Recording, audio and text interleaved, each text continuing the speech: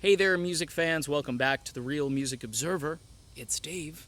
I'm observing real music in real time for real people, just like you and me. Shh, gotta keep it quiet. A lot of people watching these videos, so I'm trying to be a little bit more low key. I've been told I'm a little on the opinionated side.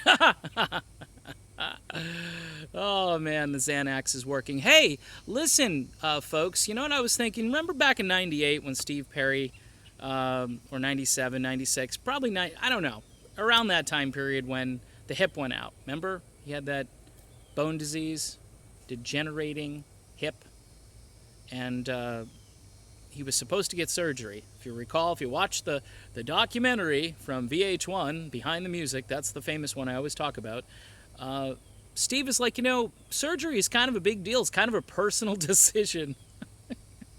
And at the time, when this documentary came out, I used to watch it and go, man, is that Steve Perry? What a selfish SOB. What is he doing? Just wanting hip surgery and making a personal decision and all this. And if you look back at the history of everything, Steve Perry said, hey, Neil, could you not do a solo album? Remember, it's like a light bulb that's going off right now with me. Hey, Neil, let's not mess up the brand. We got a good thing going. Don't do the solo album. What does he do? He goes out with Jan Hammer and does an album. He does an album with Sammy Hagar. Remember Hagar? Was it Hagar, Sean, Aronson, and Shreve? HSAS. Right off the top of this balding head. Pretty cool, huh? And he goes out there, and Steve says, okay, I told you not to do it, but yet you're going to do it anyway, so now I've got to do a solo album. And that's where some of the acrimony, I think, started with that. But Steve gets burnt out. His girlfriend leaves him. His mother passes away.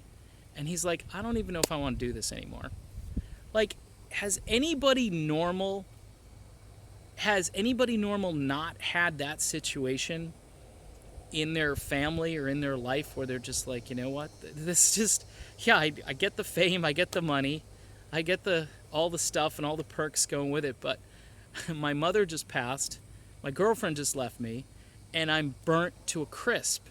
I want to get off this roller coaster. He said something like it felt like he re-entered the Earth's atmosphere without the heat shield or heat tiles, I think he said. And so later on, he says, hey, I think about this every day, about performing and about being out there with Journey. He says, hey, maybe I should call the other guys. He sets up a meeting, and they get back together again. They get Ross back, which is cool, and they get Steve Smith back. And they do Trial by Fire. And Trial by Fire is a really good album. It's a decent album. It's what I would call a little bit more adult contemporary rock. You'd call it maybe more West Coast, but it still has a real Journey strain throughout, and it's a lot of John Cale, too. If you like Jonathan Cain, you like his keyboard playing, and you like a more classical sound to it, not just on the biggest song, but on a lot of the other tracks, too. So anyway, not to get hung up on the album, but it's a great album. So they want to tour. Steve, I guess they had to basically prop him up for the video for When You Love a Woman. He's basically, the hip is still, he's in excruciating pain. He goes hiking. You've probably heard the whole story. So this is the funny part that makes me think that Journey might be the Eagles, okay? And if you know the Eagles and Don Felder and all the crap, you know that now maybe these two bands, both managed by Irving Azoff. Interesting. A little connection. Maybe I should throw Irv under the bus really hard today. Maybe I need to do an Irving Azoff video. Of course, he's got a lot of money, and I probably really need to be careful. And a lot of attorneys. But these are opinions, Irv, and these opinions are expressed by yours truly, and they're only opinions. I'm not stating unequivocally, I'm just giving an analysis. Okay, disclaimer, done. Now, Steve, of course, wasn't sure if he should have the surgery, and the guys in the band are like, yeah, you really need to get this surgery so we can get on the road. And he's holding them hostage. Now, granted, this isn't like the album comes out and Steve's like, I don't know if I want to tour. He's not saying that. He's saying the hip, I don't know what I should do. So think of it this way. Okay, so eventually Jonathan Cain makes a phone call to Steve Perry because somebody said to me on Twitter, no, Steve just quit the band. Well, that's not the way the documentary describes it. So if the doc is wrong, fine. Someone else has got another source that Steve just said, I quit. It sounded as and the way it went down was Cain calls Perry and says, look, we're going to start looking for singers. And according to what Cain says in the documentary, Perry says, well, if you do that, there's really no looking back. And Jonathan Cain's like, yeah, I know. Almost as if to say, well, yeah, we're doing it. So tough toenails for you, Steve. So Perry, if you listen to how he sounds on, Return to Camelot? I already told you about that song. If you hadn't heard that song, just go. He sounds like, amazing. And that came out in 98. And if the guys had just waited, but they couldn't wait. They couldn't wait. And the way the record industry, to their defense, the way the record industry works is got to strike while the iron's hot. That's why a lot of bands that put out an album right away, they got to put out another album to keep that momentum going, or they're going to lose the momentum. It's kind of like me doing videos. If I do a video and then I wait a week, I'm going to lose momentum. And I understand that, but you've got to have some product. You got to have some quality stuff to put out there, or the fans are going to go. Look at the difference between Boston's first album and Don't Look Back. Still a great album, Don't Look Back, but the first album, amazing.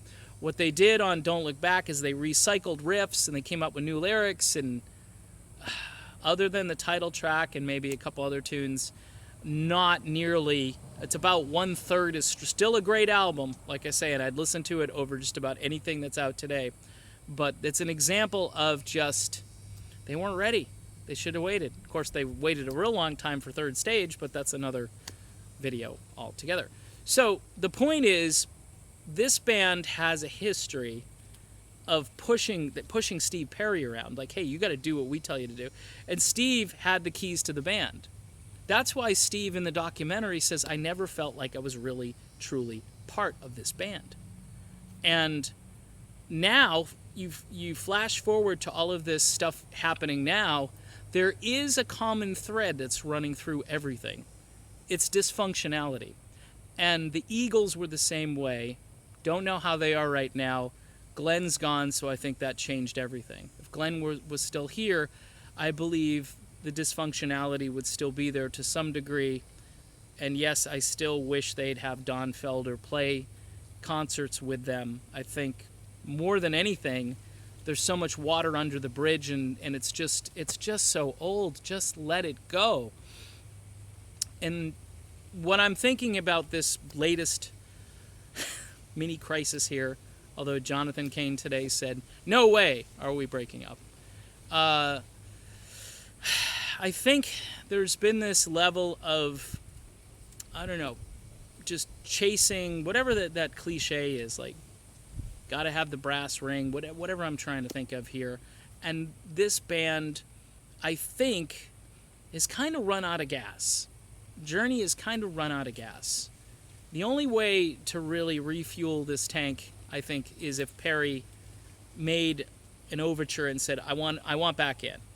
I want back into this. And this is how we do it. We do it acoustic unplugged. We do it an octave lower. We do it fewer dates. Big dates, fewer dates. I don't mind singing a stadium, just have a sound system that can do it, because I'm not the Steve Perry of 1981.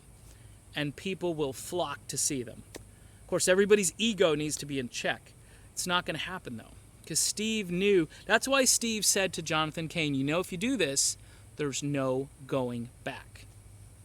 And the quality of the product since that phone call has done this. Steve Perry, he's got the keys to this. He's got the keys to the band. He is the band's legacy. He should be the one calling attorneys. There's nobody should be calling attorneys except for Steve Perry. Steve Perry isn't currently in the band because they called another lead singer. It's not because Steve didn't want to be in this band. He's the one that initiated the 96 reunion and Trial by Fire. He initiated that phone call. And everybody said, yeah, let's do it. And he has that same power, I think, today. But after the hip thing and, hey, we're not waiting for you to figure out, life-altering surgery. We're not willing to help you on that one, Steve. Steve said, bye-bye. And maybe we should too. Maybe it's just too much dysfunctionality, and we should just go and listen to our Journey tribute bands and our CDs, especially the stuff that Steve sang on, and just be thankful and grateful for that. All right, that's it. I'm Dave. This is, of course, The Real Music Observer, and we'll be back again really, really soon. Talk to you then.